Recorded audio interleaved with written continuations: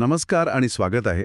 कधी-कधी रात्री शांतपणे आकाशाकडे बघताना मनात प्रश्न येतो नाही का, येतोच. की हे सगळं, हे तारे, हे ग्रह, आपण स्वतः, आपलं इथे असणं, हे नक्की काय आहे? एक निव्वळ अपघात की यामागे काहीतरी विलक्षण आहे? आज आपण याच प्रश्नाच्या मुळाशी जाणार आहोत. आपलं अस्तित्व ही एक देणगी आहे का? आणि हा प्रश्न ऐकायला खूप मोठा, कदाचित आध्यात्मिक वाटेल. हो, पण आपण तो कोणत्या साधू संतांच्या दृष्टिकोनातून नाही, तर सैद्धांतिक भौतिकशास्त्राच्या म्हणजे थेअरिटिकल फिजिक्सच्या कठोर चष्म्यातून तपासणार आहोत. अगदी. आपल्याकडे physics of existence a gift नावाचा एक सखोल रिपोर्ट आहे, जो देणगी या शब्दाचा अर्थ भावनांनी नाही, तर फक्त शक्यता आणि भौतिक नियमांच्या आधारे लावतो. अगदी बरोबर. आणि भौतिकशास्त्राच्या भाषेत देणगी म्हणजे काय, तर अशी एखादी गोष्ट जिच्या घडण्याची शक्यता जवळपास 0 आहे, पण तरीही ती घडली आहे. एकमेव जॅकपॉटचं तिकीट नेमकं आपल्या हाती लागावं. वाह! आजच्या चर्चेत आपण या वैश्विक जॅकपॉटच्या शक्यतेचा 3 वेगवेगळ्या अंगाने विचार करू. पहिलं, विश्वाची अचूक जुळवणी म्हणजे कॉस्मॉलॉजी. दुसरं, ऊर्जा आणि सुव्यवस्थेचे नियम म्हणजे थर्मोडायनामिक्स. आणि तिसरं, वास्तवाचं विचित्र जग, क्वांटम मेकॅनिक्स. उत्तम. चला तर मग या वैश्विक लॉटरीच्या पहिल्या तिकिटापासून सुरुवात करूया, फाईन ट्युनिंग किंवा विश्वाची अचूक जुळवणी. रिपोर्टमध्ये म्हटलंय की आपल्या विश्वाला चालवणारे काही मूलभूत आकडे आहेत, स्थिरांक, कॉन्स्टंट्स. आणि हे आकडे इतके अचूक आहेत की त्यात केसाएवढा जरी फरक पडला असता तर आपलं अस्तित्वच शक्य नव्हतं. हो, आणि सर मार्टिन रीज यांनी तर यातील 6 आकड्यांना जस्ट 6 नंबर्स असं म्हटलं आहे, अच्छा. ज्यावर आपलं अस्तित्व एका सुईच्या टोकावर उभं आहे. आपण त्यातल्या 2 सर्वात महत्वाच्या आकड्यांबद्दल बोलूया. पहिला आहे एन. हा आकडा गुरुत्वाकर्षण आणि विद्युत चुंबकीय बलाची तुलना करतो आणि याची किंमत आहे 10⁻36. ओके. याचा सरळ अर्थ असा की गुरुत्वाकर्षण हे इतर बलांच्या तुलनेत प्रचंड कमकुवत आहे. 1 मिनिट. गुरुत्वाकर्षण तर आपल्याला पृथ्वीवर घट्ट धरून ठेवतं. ते कमकुवत कसं? आणि ते कमकुवत असणं आपल्यासाठी चांगलं कसं आहे? उत्तम प्रश्न. ते आपल्याला सापेक्षतेने कमकुवत वाटत नाही, कारण पृथ्वी खूप मोठी आहे. पण अणुपातळीवर ते जवळपास नगण्य आहे. आणि हेच महत्वाचं आहे. कसं? जर गुरुत्वाकर्षण थोडे जरी जास्त शक्तिशाली असते, तर तारे खूप लवकर आणि खूप जास्त तापमानावर जळले असते. ते काही लाख वर्षांतच संपून गेले असते. अच्छा. पृथ्वीवर जीवसृष्टीच्या उत्क्रांतीला जो 4 अब्ज वर्षांचा संथ आणि स्थिर वेळ लागला, तो वेळच मिळाला नसता. म्हणजे आपलं अस्तित्व त्या कमकुवत गुरुत्वाकर्षणाचं देणं आहे. अगदी. ठीक आहे, हे पटतंय. म्हणजे ताऱ्यांना दीर्घायुष्य मिळण्यासाठी गुरुत्वाकर्षण कमजोर असायला हवं होतं. पण दुसरा आकडा लॅम्बडा म्हणजे कॉस्मॉलॉजिकल कॉन्स्टंट, याबद्दल जे लिहिलंय ते तर अविश्वसनीय वाटतंय. ते खरंच आहे. हा आकडा अवकाशातील ऊर्जेचं म्हणजे काय म्हणतात त्याला डार्क एनर्जीचं प्रमाण ठरवतो, जी विश्वाला प्रसरण पावण्यास मदत करते. ओके. क्वांटम फिजिक्सनुसार या ऊर्जेची जी किंमत असायला हवी होती, त्यापेक्षा सध्या आपण मोजलेली किंमत 10⁻120 इतक्या पटीने कमी आहे.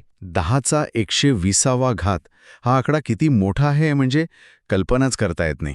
या अचूकतेची कल्पना करायची असेल तर असं समजा की तुम्ही विश्वाच्या एका टोकावरून दुसऱ्या टोकावर अब्जावधी प्रकाशवर्ष दूर असलेल्या एका इंचाच्या लक्ष्याचा नेम धरत आहात. आणि तो अचूक लागतोय.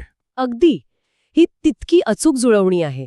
जर ही किंमत थोडी जरी जास्त असती तर अवकाश इतक्या वेगाने प्रसरण पावले असते की गुरुत्वाकर्षण अणूंना एकत्र आणून तारे आणि आकाशगंगा बनवूच शकले नसते. म्हणजे सगळं काही सुरुवातीलाच फाटून गेलं असतं. बरोबर. अविश्वसनीय. या आकड्यांव्यतिरिक्त आपल्या अस्तित्वासाठी आवश्यक असलेल्या कार्बनच्या निर्मितीची एक गोष्ट आहे, हॉयल स्टेट. हो, ही गोष्ट तर या सदऱ्यावर कळस चढवते. तारे हेलियमपासून कार्बन बनवतात, पण त्यासाठी 3 हेलियम अणूंना एकाच क्षणी एकाच ठिकाणी एकत्र यावं लागतं. ही तर खूपच दुर्मिळ घटना झाली. अगदी. भौतिकशास्त्रज्ञ फ्रेड हॉयल, जे एक कट्टर नास्तिक होते, त्यांनी हिशोब केला आणि म्हणाले की हे शक्यच नाही. जोपर्यंत कार्बन 12च्या अणूमध्ये एक विशिष्ट अज्ञात ऊर्जा पातळी म्हणजे एनर्जी स्टेट नसेल जी या प्रक्रियेला मदत करेल. त्यांनी भाकीत केलं. हो, त्यांनी भाकीत केलं की ती पातळी असलीच पाहिजे, नाहीतर आपण इथे नसतो. आणि मग काय झालं? काही वर्षांनी प्रयोगशाळेत ती ऊर्जा पातळी अचूक त्याच ठिकाणी सापडली जिथे हॉयल यांनी सांगितली होती. काय सांगताय? हो, हे इतकं अविश्वसनीय होतं की हॉईल यांनी स्वतः म्हटलं, या आकड्यांचा अर्थ लावताना मला असं वाटतं की एका महाबुद्धीने भौतिकशास्त्रात ढवळाढवळ केली आहे. आणि हे वाक्य एका नास्तिक शास्त्रज्ञाचं आहे, कोणत्या धर्मगुरूचं नाही. अगदी. त्याचं स्पष्टीकरण काय? जर आपण डिझाईन किंवा महाबुद्धी बाजूला ठेवली तर विज्ञान काय सांगतं? विज्ञान एक शक्यता मांडतं, मल्टिवर्स किंवा अनेक विश्व. मल्टिवर्स. या सिद्धांतानुसार कदाचित एकच विश्व नाहीये, तर असंख्य अगणित विश्व आहेत आणि प्रत्येक विश्वात हे मूलभूत आकडे वेगवेगळे आहेत. ओके. बहुसंख्य विश्वांमध्ये ते जीवनासाठी अनुकूल नाहीत, त्यामुळे तिथे कोणी प्रश्न विचारायलाच नाही. आपण अशा एका दुर्मिळ विश्वात आहोत जिथे योगायोगाने सगळे आकडे जुळून आले आहेत. यालाच दुर्बळ मानवी तत्व किंवा वीक अँथ्रोपिक प्रिन्सिपल म्हणतात. बरोबर. अगदी बरोबर. पण हा सिद्धांत थोडा सोयीस्कर नाही का वाटत? म्हणजे एका मोठ्या आश्चर्याचं स्पष्टीकरण देण्यासाठी आपण अगणित विश्वांचं अस्तित्व गृहीत धरतोय. ज्याचा आपल्याकडे काहीही पुरावा नाही. हो. हे विज्ञानापेक्षा तत्वज्ञानासारखं नाही का वाटत? तुमचा मुद्दा अगदी बरोबर आहे आणि अनेक भौतिक शास्त्रज्ञ यावर टीका करतात. ते म्हणतात की हा एक असा सिद्धांत आहे जो तपासता येत नाही. म्हणजे तो अवैज्ञानिक आहे? हो, पण सध्या तरी या फाईन ट्युनिंगच्या कोड्यासाठी आपल्याकडे याहून चांगला पर्याय नाहीये. ठीक आहे. म्हणजे एकतर आपण खूप नशीबवान आहोत आणि आपण एका वैश्विक लॉटरीचे विजेते आहोत, किंवा आपण अशा अनेक विश्वांच्या समुद्रातील एका बेटावर आहोत जिथे नशीबवान असणं शक्य होतं. पण काय होईल जर मी म्हटलं की आपलं अस्तित्व नशिबाचा नाही, तर भौतिकशास्त्राच्या एका अटळ नियमाचा भाग आहे? अच्छा. इथेच थर्मोडायनॅमिक्सची भूमिका सुरू होते. बरोबर. थर्मोडायनॅमिक्सचा दुसरा नियम तो सांगतो की कोणतीही गोष्ट तुम्ही तशी सोडून दिली तर ती जास्त विस्कळीत किंवा अव्यवस्थित होते. जसं की माझा स्वच्छ केलेला रूम 2 दिवसांनी आपोआप पसरतो. अगदी. किंवा गरम चहाचा कप थंड होतो. यालाच सायन्समध्ये एन्ट्रोपी वाढणं म्हणतात. विश्व नेहमीच सुव्यवस्थेकडून अव्यवस्थेकडे जातं. पण जीवन तर याच्या अगदी उलट आहे. आपण अत्यंत सुव्यवस्थित आहोत. एकपेशीय जीवापासून ते मानवापर्यंत ही तर सुव्यवस्थेची शिखरं आहेत. मग आपण निसर्गाच्या या मूलभूत नियमाचा भंग करतोय का? नाही. आणि इथेच गंमत आहे. भौतिकशास्त्रज्ञ अर्विन श्रोडिंगर यांनी खूप आधीच सांगितलं होतं की सजीव निगेटिव्ह एन्ट्रोपीवर जगतात. Negative entropy? म्हणजे ते स्वतःची सुव्यवस्था टिकवण्यासाठी परिसरातून ऊर्जा आणि सुव्यवस्था शोषून घेतात आणि त्या बदल्यात परिसरात जास्त अव्यवस्था, उष्णता आणि कचरा सोडतात. त्यामुळे एकूण एन्ट्रोपी वाढतेच. ओके. आपलं शरीर म्हणजे एक सुव्यवस्थित बेट आहे जे अव्यवस्थेच्या समुद्रात टिकून राहण्यासाठी सतत ऊर्जा वापरत आहे. आणि या सगळ्याचा मुख्य ऊर्जा स्रोत आहे आपला सूर्य. आणि इथेच जेरेमी इंग्लंड यांचा नवा आणि क्रांतिकारी सिद्धांत येतो. ते म्हणतात की जीवन हा अपघात नाही, तर एक भौतिक गरज आहे. हे जरा सोपं करून सांगा ना. नक्कीच. याला असं समजा की तुम्ही कडक उन्हात उभे आहात आणि तुम्हाला खूप गरम होते. तुम्ही काय कराल? सावली शोधीन, घाम येईल. बरोबर. म्हणजे तुम्ही उष्णता बाहेर टाकाल, शरीराला थंड कराल. इंग्लंड यांचा डिसिपेशन ड्रिव्हन अडॅप्टेशन सिद्धांत सांगतो की निर्जीव अणूही असेच वागतात. निर्जीव अणू? हो. जेव्हा त्यांच्यावर सूर्यप्रकाशासारखी ऊर्जा सतत पडत राहते तेव्हा ते स्वतःची रचना अशा प्रकारे बदलतात की ती ऊर्जा लवकरात लवकर आणि अधिक कार्यक्षमतेने बाहेर टाकता येईल. आणि जीवन हे ऊर्जा बाहेर टाकणारे किंवा ऊर्जेचा निचरा करणारे सर्वात कार्यक्षम यंत्र आहे. अरे वा. म्हणजे तुमच्या म्हणण्यानुसार योग्य परिस्थितीत जिथे सतत ऊर्जेचा स्रोत आहे तिथे अणू एकत्र येऊन जीवनासारख्या गुंतागुंतीच्या रचना बनवतीलच? हो, कारण ते ऊर्जा बाहेर टाकण्याचा सर्वोत्तम मार्ग आहे. हे तर विश्वाच्या जुळवणीच्या कल्पनेच्या अगदी विरुद्ध आहे. तिथे अस्तित्व एक चमत्कार वाटत होतं. इथे ते अटळ वाटतंय. अगदी. पण इथे एक मोठा प्रश्न उरतो. या सगळ्या प्रक्रियेसाठी जी मूळ ऊर्जा आणि सुव्यवस्था लागली ती आली कुठून? ही वैश्विक बॅटरी चार्ज कोणी केली? बरोबर. याचं उत्तर रॉजर पेनरोज देतात. त्यांच्या मते खरी आणि सर्वात मोठी देणगी महास्फोटाच्या म्हणजे बिग बँगच्या वेळी मिळाली. आपलं विश्व सुरुवातीला अत्यंत कमी एन्ट्रॉपीच्या म्हणजेच कमालीच्या सुव्यवस्थित स्थितीत होतं. किती सुव्यवस्थित? पेनरोज यांनी याच्या शक्यतेचा आकडा काढलाय. ती शक्यता आहे 1/10⁻10 आणि त्याचा 123. काय? हा आकडा इतका मोठा आहे की तो लिहिण्यासाठी जर तुम्ही विश्वातला प्रत्येक अणू 1 0 म्हणून वापरला तरी जागा कमी पडेल अविश्वसनीय. इतकी ती दुर्मिळ आणि अविश्वसनीय सुव्यवस्था होती. हीच ती बॅटरी आहे जी आपलं विश्व 13.8 अब्ज वर्षांपासून वापरत आहे आणि अजूनही वापरत आहे. ठीक आहे. म्हणजे एकीकडे आपलं अस्तित्व एका लॉटरीसारखं आहे, फाईन ट्युनिंग, तर दुसरीकडे ते भौतिकशास्त्राचा एक अटळ परिणाम आहे, थर्मोडायनॅमिक्स. बरोबर. पण काय होईल जर मी तुम्हाला सांगितलं की या दोन्ही कल्पना अपूर्ण आहेत आणि सत्य याहूनही विचित्र आहे? काय होईल जर आपलं अस्तित्व हे आपल्या बघण्यावर अवलंबून असेल? आता आपण क्वांटम मेकॅनिक्समध्ये प्रवेश करतोय हो. आणि इथे आपण वास्तवाच्या सर्वात खोल आणि गूढ पातळीवर पोहोचतो. जॉन व्हीलर यांचं पार्टिसिपेटरी अँथ्रॉपिक प्रिन्सिपल हेच सांगतं. त्यांच्या मते विश्व आणि निरीक्षक म्हणजे ऑब्झर्वर हे वेगळे नाहीत. अगदी. ते एकमेकांना निर्माण करतात. त्यांच्या प्रसिद्ध डिलेड चॉईस विचारप्रयोगानुसार आपण आज घेतलेला एक निर्णय अब्जावधी वर्षांपूर्वी घडलेल्या एका घटनेचा भूतकाळ ठरवू शकतो. एक मिनिट, हे कसं शक्य आहे? आपल्या आजच्या कृतीने भूतकाळ कसा बदलू शकतो? हे समजायला कठीण आहे, पण क्वांटम मेकॅनिक्स असंच काम करतं. व्हीलर यांच्या मते जोपर्यंत आपण एखाद्या कणाचं निरीक्षण करत नाही तोपर्यंत त्याचा निश्चित भूतकाळ नसतो. म्हणजे तो फक्त शक्यतांच्या धोक्यात असतो. बरोबर. जेव्हा आपण त्याचं निरीक्षण करतो तेव्हाच तो एक निश्चित इतिहास निवडतो. याचं तात्पर्य असं की या विश्वात आपल्यासारख्या निरीक्षकांची उत्क्रांती झाल्यानंतरच विश्वाचा अब्जावधी वर्षांचा भूतकाळ वास्तव बनला. त्याआधी तो केवळ एक शक्यता होता. हो.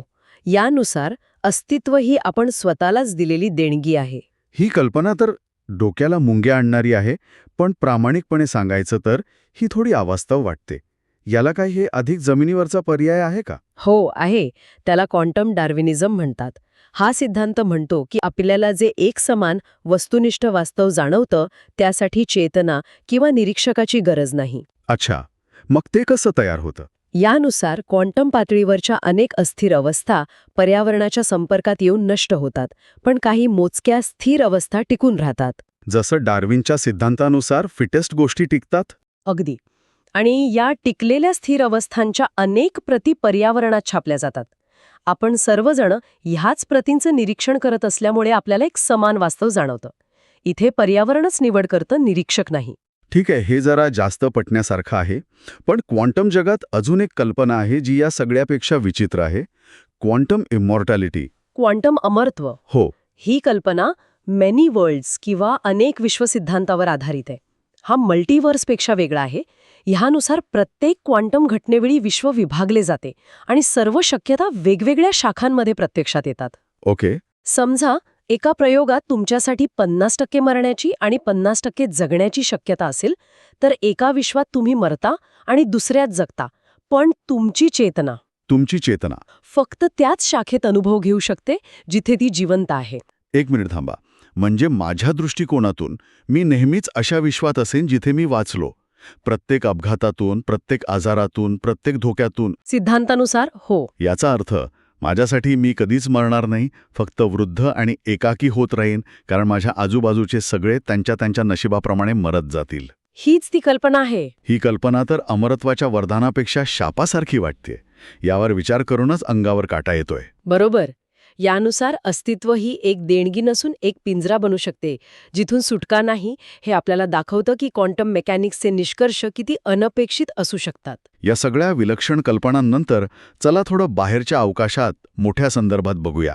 एकीकडे रेअर अर्थ गृहीतक आहे, जे सांगतं की आपली पृथ्वी खूप खास आहे. तर दुसरीकडे एक नवीन मत येत आहे. बरोबर. हो. रेअर अर्थ गृहीतक म्हणतं की गुंतागुंतीच्या जीवसृष्टीसाठी अनेक गोष्टी एकत्र याव्या लागतात. आपल्या आकाशगंगेतील योग्य जागा, स्थिर सूर्य, मोठा चंद्र, प्लेट टेक्टॉनिक्स वगैरे वगैरे. आणि या सर्व गोष्टी एकत्र येणं अत्यंत दुर्मिळ आहे. त्यामुळे आपण कदाचित विश्वात एकटेच असू. पण याच्या विरुद्ध एव्ही लोएबँडचं मत आहे. हो. आणि ते अगदी उलट आहे. ते म्हणतात की कदाचित आपण खूप उशिरा जन्माला आलो आहोत. उशिरा म्हणजे? त्यांचं म्हणणं आहे की विश्वाच्या सुरुवातीच्या काळात एक वसती योग्य युग म्हणजे हॅबिटेबल इपॉक होतं. महास्फोटानंतर साधारण 1 ते 1.5 कोटी वर्षांनी संपूर्ण विश्वाचं तापमान 0 डिग्री ते 100 डिग्री सेल्सिअस दरम्यान होतं. संपूर्ण विश्वाचं? हो, म्हणजे जे तापमान आज फक्त पृथ्वीसारख्या ग्रहांवर आहे ते तेव्हा सर्वत्र होतं. अच्छा. तेव्हा कोणत्याही ग्रहावर ताऱ्याशिवाय केवळ महास्फोटाच्या उष्णतेमुळे द्रवरूप पाणी असू शकलं असतं. कदाचित तेव्हा जीवन खूप सामान्य असेल. आणि आपलं आजचं अस्तित्व एका थंड आणि रिकाम्या विश्वात एका लहान ताऱ्याभोवती फिरणं हे हार्ड मोड आहे. अगदी. वा, म्हणजे एकीकडे आपण ब्रह्मांडातील लॉटरी जिंकलेले खास जीव आहोत, तर दुसरीकडे आपण एका वैश्विक उन्हाळ्यानंतरच्या कडाक्याच्या हिवाळ्यात जगणारे उरलेले जीव आहोत. काय दृष्टिकोन आहे? तर ह्या सगळ्या चर्चेनंतर मूळ प्रश्नाकडे येऊया. अस्तित्व ही एक देणगी आहे का? यावर भौतिकशास्त्र आपल्याला नेमकं काय सांगतं? मला वाटतं भौतिकशास्त्र आपल्याला एकच उत्तर देत नाही तर 3 वेगवेगळी पण तितकीच रंजक उत्तरं देतं. पहिलं उत्तर आहे सांख्यिकीय हो. विश्वाची अचूक जुळवणी म्हणजे फाईन ट्युनिंग पाहता आपलं अस्तित्व हे एक सांख्यिकीय चमत्कार आहे. इतके सगळे आकडे नेमके जुळून येणं ही एका मोठ्या देणगीसारखंच वाटतं. बरोबर. दुसरं उत्तर आहे थर्मोडायनामिक नाही. ऊर्जेचा निचरा करण्याच्या अटळ नियमानुसार जीवनासारख्या गुंतागुंतीच्या रचना निर्माण होणं अपरिहार्य होतं. ती देणगी नाही तर भौतिकशास्त्राचा एक नैसर्गिक परिणाम आहे. आणि तिसरं? आणि तिसरं उत्तर जे सर्वात विचित्र आहे ते आहे क्वांटम कदाचित. यानुसार अस्तित्व ही एक सहनिर्मिती आहे. निरीक्षक आणि विश्व यांच्यातील एक भागीदारी, ती एक अशी देणगी आहे जी आपण कळत नकळतपणे स्वतःलाच देत आहोत. भौतिकशास्त्रज्ञ स्टीव्हन वाइनबर्ग यांनी म्हटलं होतं, विश्व जितकं जास्त समजण्यासारखं वाटतं तितकंच ते निरर्थकही वाटतं.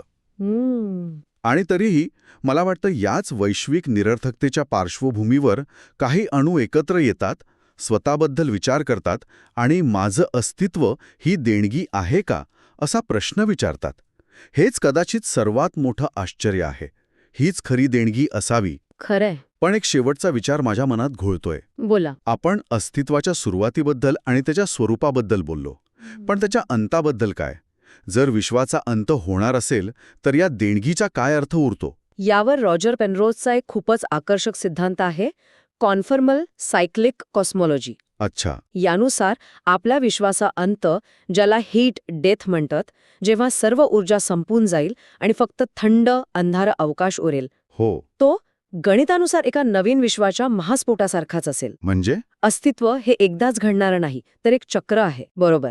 एका विश्वाचा अंत ही दुसऱ्याची सुरुवात आहे. आणि पेनरोज यांच्या मते कदाचित आपल्याला आपल्या कॉस्मिक मायक्रोवेव्ह बॅकग्राऊंडमध्ये म्हणजे महास्फोटाच्या अवशेषांमध्ये मागच्या विश्वातील महाकाय कृष्णविवरांचे थंड झालेले अवशेष दिसू शकतील. हो, ही शक्यता त्यांनी मांडली आहे. यावर विचार करायला हवा की आपलं अस्तित्व जर अशा एका अनंत चक्राचा भाग असेल तर देणगी या शब्दाचा अर्थ कसा बदलेल? ती एकदाच मिळालेली भेटवस्तू आहे की एका न संपणाऱ्या प्रवासाचं तिकीट? आणि या दोन्हीपैकी कोणती गोष्ट जास्त मौल्यवान आहे?